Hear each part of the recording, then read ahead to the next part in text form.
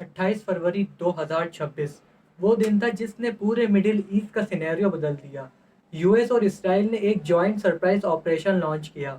रात के अंधेरे में ईरान के मिलिट्री साइट्स, मिसाइल बेसिस और लीडरशिप्स को टारगेट किया गया, और इस ऑपरेशन में ईरान के supreme leader ayatollah Ali Khamenei शहीद हो गए। ईरान ने जवाब में एक ऐसी रिटेलिएशन की जो दुनिया ने कभी नहीं देखी। हंड्रेड ऑफ मिसाइल्स और ड्रोन से इसराइल को टारगेट किया गया, लेकिन सबसे बड़ा और स्ट्रेटेजिक हमला था गल्फ कंट्रीज में मौजूद यूएस के मिलिट्री बेसिस पे।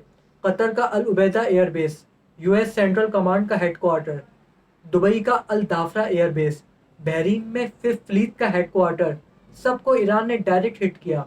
सिर्फ इतना ही नहीं, ईरान ने सऊदी अरेबिया, यूएई और कतर के ऑयल इंफ्रास्ट्रक्चर और इंपॉर्टेंट सिटीज तक मिसाइल गिरा दिए। फिर सबसे बड़ी स्ट्रेटेजिक मूव, ईरान ने स्ट्रेट ऑफ हार्मोज को कम्प्लीटली बंद कर दिया।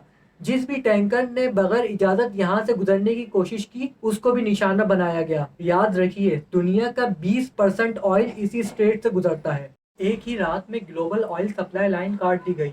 ऑयल प्राइसेस आसमान छू गए, flights cancel, shipping routes change हो गए, पूरी दुनिया की इकनॉमी हिल गई। अब अप्रैल 2026 चल रहा है, लेकिन वॉर अभी भी चल रही है। कुछ डिप्लोमेटिक टॉक्स की आवाज़ें आ रही हैं, लेकिन ईरान ने क्लियरली मना कर दिया है। स्ट्राइक्स अभी भी ईरान कर रहा है। अब एक इम्पॉर्टेंट सवाल ये है, इस वॉर में गल्फ कंट्रीज के अंदर यूएसएस के बेसिस इतने इम्पोर्टेंट टारगेट क्यों बन गए? इसकी वजह जानने के लिए हमें हिस्ट्री में थोड़ा पीछे जाना पड़ेगा। फरवरी 1979 में ईरान में इस्लामिक रेवोल्यूशन आया। उसी साल नवंबर में ईरानियन स्टूडेंट्स ने तेहरान में यूएस एम्बेसी पर हमला किया और 66 अमेरिकन लोगों को हॉस्टेज बना लिया।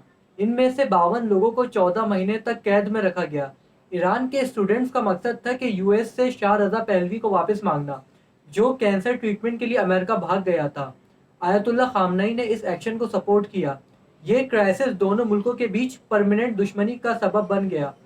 ईरान ने हमेशा ये फेल किया कि यूएस उनके इलाके में अपनी मिलिट्री पावर का इस्तेमाल करके उनको दबाना चाहता है। गल्फ में यूएस के बेसिस का होना इस दबाव का सबसे बड़ा सिंबल बन गए। ये बात 1980s में और क्लियर हो गई जब ईरान इराक वॉर शुरू हुई। यूएस ने सीधा इराक को सपोर्ट करना शुरू कर दिया। डायरेक्ट वॉर में नहीं आया, लेकिन इंटेलिजेंस और पॉलिटिकल बैकिंग इराक को दी। अब यहाँ से टैंकर वॉर का आगाज हुआ। दोनों कंट्रीज ने एक दूसरे की इकोनॉमी को हिट करने के लिए ऑयल टैंकर्स को टारगेट करना शुरू कर दिया, क्योंकि गल्फ का ऑयल उनकी सबसे बड़ी ताकत है। ईरान खास तौर पर उन टैंकर्स को टारगेट करता जो इराक या उसके अलायंस का ऑयल ले जा रहे होते थे। इस सिचुएशन को कंट्रोल करने के लिए यूएस की नेवी ने गल्फ में एंट्री ली और कहा कि हम टैंकर्स को प्रोटेक्ट करेंगे ताकि ऑयल सप्लाई बंद ना हो। यूएस ने कुवैत के टैंकर्स को प्रोटेक्शन देना शुरू कर दिया। इसके साथ साथ उनको मिलिट्री एस्कॉर्ट भी दिया। मतलब अब अगर ईरान अटैक करता तो इनडायरेक्टली यूएस से टकरा रहा होता। लेकिन ईरान ने फिर भी अटैक्स किए, माइन लगाए, मिसाइल यूज किए, और इसका जवाब यूएस ने स्ट्रॉन्ग तरीके से दिया।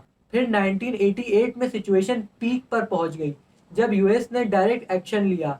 ईरानियन ऑयल प्लेटफॉर्म को डिस्ट्रॉय कर दिया और ईरानियन नेवी को भी हैवी डैमेज दिया।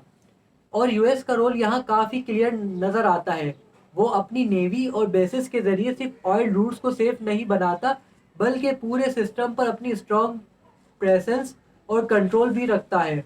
उस वक्त से ईरान ने ये सीखा कि वो शायद डायरेक्ट वॉर में यूएस को हरा नहीं सकता, लेकिन उन्हें वीक भी किया जा सकता है। इसलिए उन्होंने अपनी स्ट्रेटजी चेंज की। सीधा मुकाबला नहीं, बल्कि यूएस के बेसिस, सप्लाई लाइंस और अलाइंस को टारगेट करके वॉर को महंगा और लंबा बनाया जाए।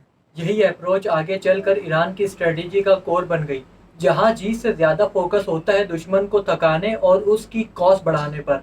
1990s की गल्फ वॉर ने पूरा सीन चेंज कर दिया। जब इराक ने कुवैत इन्वेड किया तो यूएस ने लगभग 5 लाख ट्रूप्स गल्फ में भेज दिए। वॉर के बाद नॉर्मली कंट्रीज वापस चली जाती हैं, लेकिन यहाँ यूएस ने एक अलग फैसला लिया। यूएस ने गल्फ में अपने बेसिस परमानेंट बना दिए। कतर, यूएई, बहरीन और कुवैत ने यूएस को बेसिस बनाने के लिए अपनी ज़मीन दे दी। अब ऑफिशियली तो ये डिफेंस के लिए था, लेकिन रियलिटी में यूएस के लिए रीजन में अपनी पावर दिखाने और कंट्रोल बनाए रखने का एक स्ट्रॉन्ग तरीका बन गया। मतलब अब एयरक्राफ्ट कैरियर्स लाने की भी उतनी ज़रूरत नहीं थी।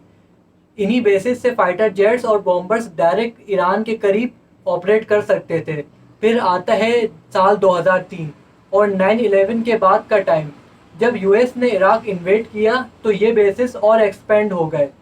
قطر کا العبیدہ air base US military کا مڈل ایسٹ میں کنٹرول روم بن گیا.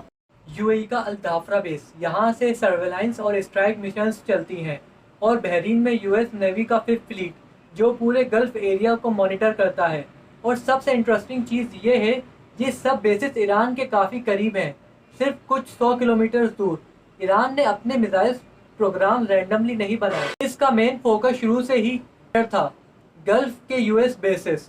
ایران نے کئی سالوں تک بیلسٹک میزائلز ڈیولپ کیے اور ان میزائلز کی رینج بھی ایسی ڈیزائن کی گئی کہ یہ ڈائریکٹلی انہی بیسز تک پہنچ سکیں.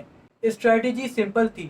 اگر کبھی یو ایس یا اسرائیل نے ایران پر اٹیک کیا تو پہلا اسٹیپ ہوگا ان بیسز کو نیوٹرلائز کرنا، کیونکہ یہی وہ جگہ ہے جہاں یو ایس کے ایئر کرافٹ اور ڈرونز آپریٹ کرتے ہیں. یہیں سے سپلائی، فیول اور کمانڈ کنٹرول ہوتا ہے. اور ایک امپورٹنٹ چیز، ان بیسز کو ہٹ کرنے کا مطلب صرف یو ایس کو ٹارگٹ کرنا نہیں بلکہ گلف کنٹریز کو بھی میسج دینا ہوتا ہے کہ یو ایس کے ساتھ کھڑے ہونے کی بھی کاسٹ ہوتی ہے. اور جب گلوبل آئل سپلائی تھریٹن ہوتی ہے تو پوری دنیا آٹومیٹکلی انوالو ہو جاتی ہے. پریشر آتا ہے کہ وار کو جلدی ختم کرو.